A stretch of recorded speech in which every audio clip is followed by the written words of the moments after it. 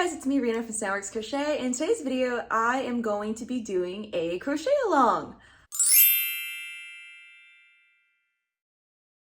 So, what is a crochet along? Well, it's as you expect, it's a crochet along. You get a pattern and you crochet along. It's something I've been wanting to do for a while. And for a little bit, I have been seeing, I would call them, for lack of better words, like maximalist blankets from Sirdar. They have these blanket crochet alongs pretty frequently, and all of the blanket designs are incredibly intricate, and again, I would describe them as incredibly maximalist. So they announced their Halloween crochet along, and I decided that this would be a good idea to actually buy the kit and do it as it comes out, because I think it'd be fun. I just think it'd be fun. So I've already ordered my kit, and I will show you some footage of me opening the package. Okay guys, my Sirdar crochet along items have arrived today, and now I will show you what's inside. Okay, this is what I see when I open this up. Let's look at the inside contents. This is all the yarn that comes with the crochet along. Okay, so it is DK weight, which when I looked at some of the hook sizes for the previous crochet alongs, I saw it required a 4mm crochet hook. So this makes sense that it's DK weight yarn. And then obviously we have all these Halloween colors, plus some extra. Some of it might have gotten wet because it started raining. Hopefully that won't be too much of a problem. And then it came with this little tag and some goodies. Let's see what's inside.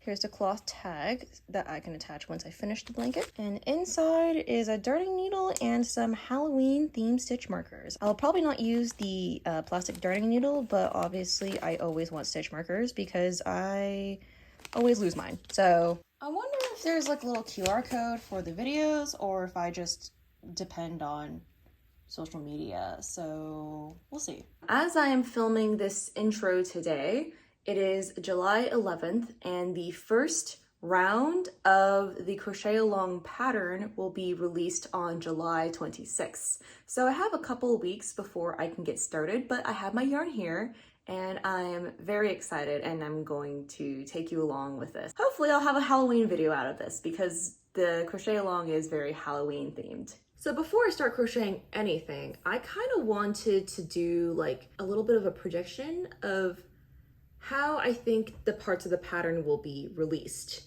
because I just think it'll be interesting. I believe it's 6 weeks. Today, actually, the first part of the pattern just got released, so I kind of know what is in week 1, but I kind of want to dissect the blanket a little bit, just visually. And I want to see if I can predict the other days. Also, for context, I'm not very good at video editing. Ideally, I probably would have done like a whole screen share thing, but I'm not very good at that, so I'm not going to do that. But I have the blanket image pulled up on my computer, and let me take a look at this blanket. You know, the first part of the blanket has already been released, right? Like I know what the first part is. Week 1 has 4 giant granny squares at the corners that kind of have like a basic circular tapestry crochet almost. I believe week 2 will be the other granny squares surrounding this. So like the pumpkin, the eyeball, the swirly, and the skull. I believe those will be the next thing that gets released. For reference, I have never done these crochet alongs before, so I don't know. I have never looked at the other patterns and how they were released. Like, these are just purely my predictions, purely off of vibes. But I did join the Sirdar crochet along Facebook group, and people have been posting progress photos of other crochet alongs, so I kind of have a rough idea, but I truly haven't seen the other patterns. I'm looking at this picture and I'm trying to figure out how this blanket is put together. Like, do they all get connected at once and then you build upon that? Or do you just crochet multiple different elements and then just stitch them together somehow? Because, for example, one border I see is the cat stitch border, and that could either be crocheted on top or like at the bottom. But then I see that same border, but it's put on the opposite direction, so they couldn't have been crocheting it from the granny squares being connected to each other. Because, yeah, there's no way that they're crocheting the borders off of like the smaller granny squares, because then how are they connecting it to the larger granny square and in that way? If I were to make this, I would try to keep it all in one piece. You can't make it beginner friendly because that might be a little bit more complex for some of the beginners out there. So week 1, big granny squares with the cat and the bat. Week 2, the smaller granny squares. I think week 3 will be parts of the border, strips of border that surround the smaller granny squares but also connect to the bigger granny squares. I think week 4 will be the tapestry piece in the middle, because that's more complex tapestry crochet. I think week 5 will be the blood splatters that surround it. And then I think week 6 will be this cute pumpkin border, as well as this like cobweb border.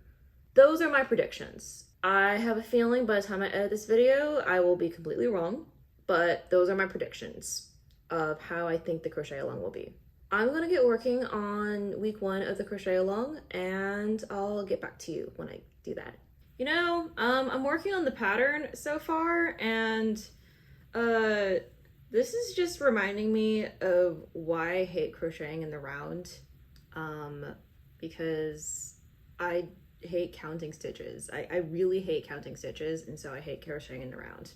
Also, I can already tell you that I'm already wrong about my prediction, because when I made my prediction list, I had only skimmed over the pattern. I didn't closely look at the week 1 pattern yet. And in my prediction, I said that, oh, it's going to be like a tapestry circle thingy, right? For the cat and the bat. No, I was wrong about that. You make the basic circle, turn that into a square, and then you crochet like the little decals on it later. You don't do like tapestry to make the bat or to make the cat. You basically crochet a giant circle and turn it into a square, and then you add details on it later to turn it into a bat and a cat, which I was kind of upset about because I hate crocheting circles so much that I was hoping maybe a tapestry portion and all the color changes could make it a lot more interesting to crochet. But no, that is not the case.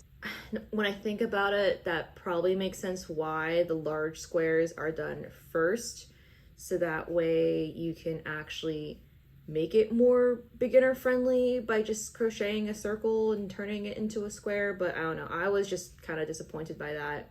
It annoyed me because and it's not necessarily the fact that it's hard, I just hate crocheting circles with a burning passion. That being said though, I have been scrolling through the Facebook group, and a lot of people are saying that at least for a lot of these crochet alongs, tension is important. And before I was just planning on winging it, because I was thinking that I have fairly consistent tension, and so as long as I have consistent tension, then, you know, I won't have any issues with things fitting.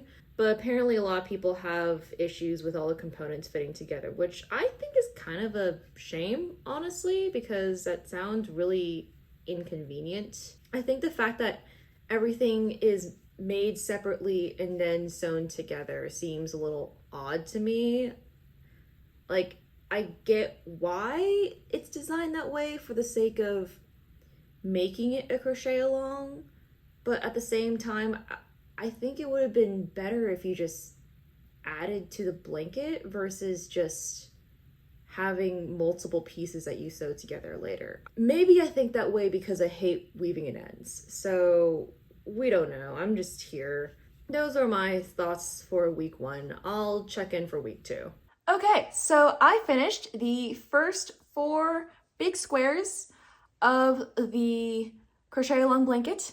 And this week is week 2, and I'm filming this on Thursday because all of the patterns get released on Wednesday. So I got the email yesterday of the second part of the pattern, and my prediction was correct. It is the smaller granny squares, all of them, which does align with my prediction. I saw a couple of people working on them on Facebook, and it looks like people are having gauge issues, but I think people are having gauge issues regardless, because one, you have to make more granny squares, but also I think some people whose gauge was right on the first one, they're like, oh my god, it's now too big. And I know gauge for this pattern seems to matter, so I have not started the squares yet because yesterday I was traveling for work and I'm exhausted, and today I went to the office, I stayed a little later, but now I have time, I can actually get to work. So yeah, I'm gonna get started on the squares. Oh, I am having a really bad hair day right now. I am not done making all the squares, but I decided to make at least one of each of the squares just to make sure that my gauge is right. Now that I know everything is good and I'm, good to go, I plan to basically focus on one square and do all of those at one time, essentially. That, or I might do the centers first of these 2 squares, and then, I don't know, we'll see. So far, the most annoying square to do was actually this square right here. I had actually never done a swirl square before in my life, so learning how to do that for the first time was kind of interesting. I actually had to watch the video to figure out what I was doing because just looking at the written pattern wasn't enough for me. Yeah, it was odd. This was also the square that required the most brain power too, so it was kind of annoying. I do find it interesting how in the pattern it says at the end of week 2 you want to stitch together all the squares in the horizontal and vertical strips. So I will have to do that. I could probably do that with this right now, but I need to weave in my ends first before I do anything with that. So yeah, I'm just going to bang out the rest of these squares, and hopefully it won't take nearly as long. Now that I know what I'm doing, it'll be a little bit easier. Another thing to note, actually, what I found interesting is in the pattern, it introduces this square first, this square second, this square third, and this square last in terms of how it arranges the instructions. And I can definitely tell it was intentionally done that way so as to do the easiest square first, and then, next hardest, and then this one's a little bit more complex because you have to have the little stump here for the pumpkin stem, and this one was the hardest to do. I like how the information is presented easiest to hardest kind of thing, and that's kind of been consistent with just even the first week's pattern where it's, showing the easiest squares to do, which are the big squares, and then you have these squares here, which are the second easiest to do. I am curious if my prediction is right for week 3. Okay, here's the progress I have on my Halloween squares. I finished crocheting all of these swirly squares because I figured this one would be the biggest pain to do, and I'm glad I did because it is the worst one to do.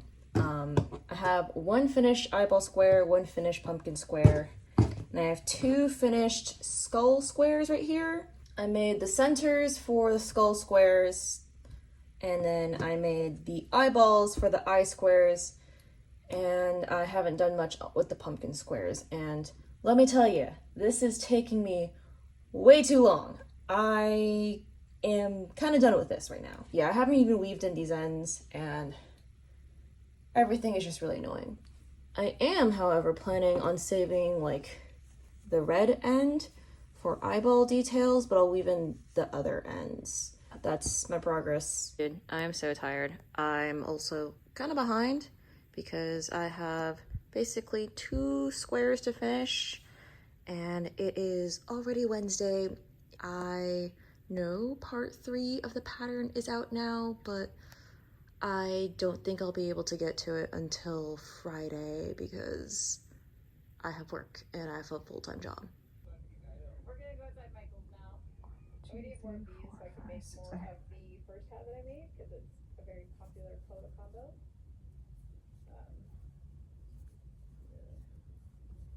You hold this. I have all of my squares done right here. And that took way too long, and I know I am behind. So here's the thing, I'm going to end my video here, but I will be posting some follow-up videos for the next couple of weeks of the blanket. I know I need to sew in my ends and actually connect these appropriately, but I'm going to do that not now because I'm tired and I don't want to think about this right now. If you want to watch more of this, feel free to like and subscribe down below. And with that, I will see you around. Bye!